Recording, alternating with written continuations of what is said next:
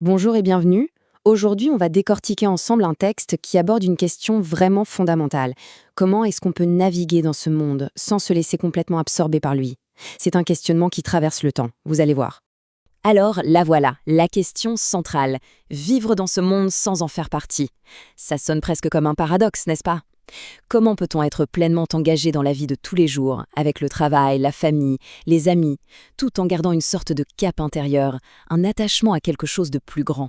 C'est ce défi qu'on va explorer. Bon, pour commencer à y voir plus clair, le texte nous présente un choix. Un choix fondamental qui est en fait incarné par deux personnes. On a donc deux chemins bien distincts, mais au final, un seul choix à faire pour le cœur. Et voici donc ces deux figures. D'un côté, on a Luc, lui, il est resté fidèle à l'apôtre Paul jusqu'au bout. Un vrai symbole de loyauté, de persévérance. Et de l'autre côté, on a Démas. Pour lui, le texte est très clair. Il a fini par aimer ce monde présent, plus que le monde à venir. Le contraste est saisissant. Il ne s'agit pas de dire qui est le bon et le mauvais, mais plutôt de voir où le cœur est réellement tourné, ce qui a le plus de valeur à la fin. Et attention, ce choix n'a rien d'anodin. L'apôtre Jean, lui, ne prend pas de gants. Il le dit très directement, « N'aimez pas le monde ». C'est une parole forte qui met en opposition totale l'amour du monde et l'amour du Père. Ça donne une sacrée profondeur au dilemme de Démas. C'est comme si on ne pouvait pas avoir les deux en même temps. Ce qui nous amène à la question essentielle. Qui ou quoi possède vraiment notre cœur? On nous rappelle qu'on ne peut pas servir deux maîtres. La vraie bataille, elle n'est pas forcément visible à l'extérieur, dans nos actions.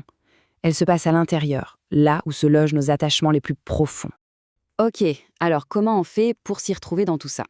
Si le danger, c'est de trop s'attacher au monde, quelle est la consigne pour garder le bon cap? Eh bien, le texte met en avant un mot-clé, une action précise, veiller. Et ce qui est vraiment intéressant, c'est que cet appel à la vigilance, ce n'est pas juste un conseil isolé. Pas du tout. C'est une instruction qui revient sans cesse tout au long des Écritures. On la retrouve chez Marc, dans les lettres de Tite, de Pierre et même dans l'Apocalypse. Clairement, si Jésus et les apôtres ont autant insisté là-dessus, c'est que c'est absolument crucial. Mais veiller, qu'est-ce que ça veut dire exactement dans ce contexte? Il ne s'agit pas juste de ne pas dormir, bien sûr.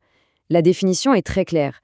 C'est rester vigilant, être toujours prêt pour la venue du Maître, pour ne pas être surpris. C'est un état d'esprit, une préparation spirituelle de tous les instants. Et le risque de ne pas le faire, il est bien réel. On a l'exemple des disciples, un exemple assez parlant. Jésus leur demande de veiller et prier, et ils s'endorment. Cet échec montre parfaitement ce qui se passe quand on néglige cette consigne. On n'est tout simplement pas prêt quand le moment décisif arrive. Bon, on a vu le problème, l'avertissement, mais heureusement, le texte ne nous laisse pas sans solution. Il propose même une véritable prescription pour le cœur, tirée tout droit du message à l'église de Laodicée. Et cette prescription, elle se déroule en 3 étapes bien précises. Premièrement, se repentir.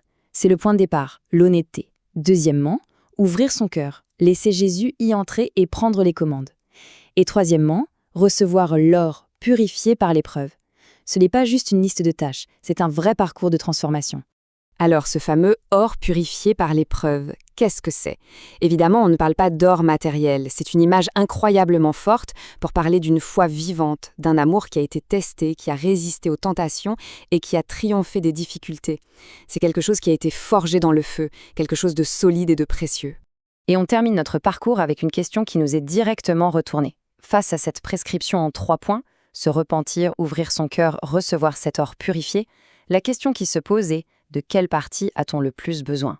Et cette fois, la réponse n'est pas dans le texte, elle est dans une réflexion personnelle. Une invitation à regarder à l'intérieur pour savoir ce qui est nécessaire pour, justement, réussir à vivre dans ce monde sans jamais vraiment en faire partie.